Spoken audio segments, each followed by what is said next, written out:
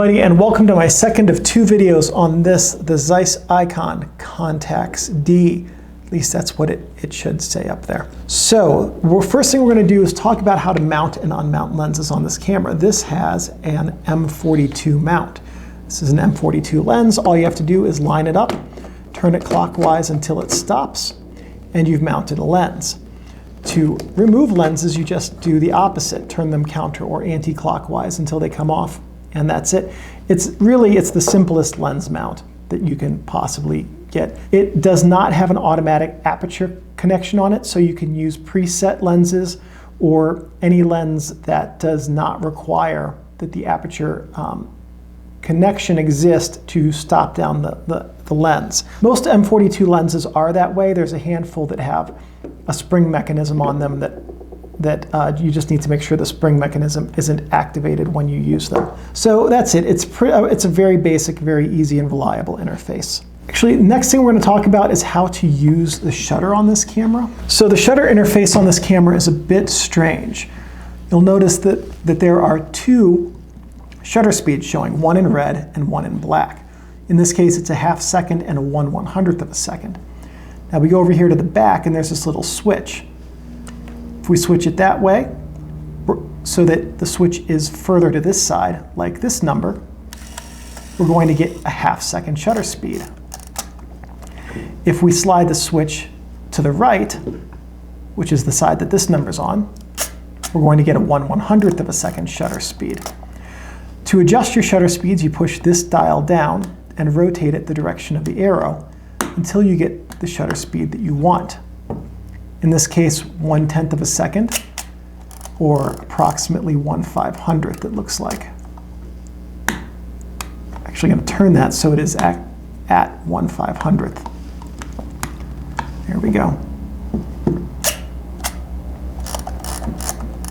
And then if we switched over to the left, we'd have should be 1/20th of a second, but that's looking a little bit longer. Might not have actually triggered it longer than 1/20th of a second. At any rate, so that's how the shutter interface works. This switch on the back controls fast and slow shutter speeds.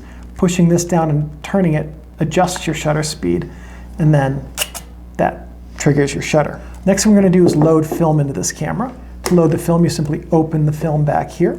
I'm going to drop the film cassette into the cassette chamber. Oops, going to lift. Do I need to lift that up? I shouldn't need to lift the forks up on this. There we go. I just wasn't angling it in correctly.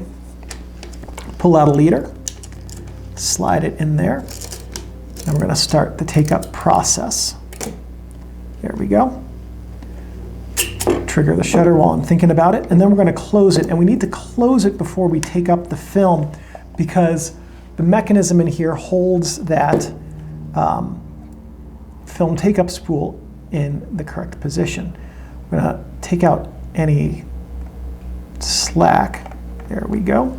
Now, as I advance the film, you'll see that this knob rotates. If you're advancing film and this knob isn't rotating, something is not correct. Then we'll advance 3 frames to get to the start of some good film. Next, we're going to adjust the frame counter. We're going to turn this counter or anti-clockwise only. That's the direction of the arrow there. Until we get to frame 1. Now we are ready to start shooting. Make sure, of course, that you remind yourself of what speed film you have and what type. Right now we're going to assume that's 200 ISO black and white film. And then just take your photos and advance your film. Once you are done with your film, you hold the film rewind button down and then start to rewind. Normally I show you what's going on inside of the camera, but because of the way that this is made with the loose take-up spool, that's not going to work for this camera. It's not. It would risk damaging something to do that, so I'm just not going to.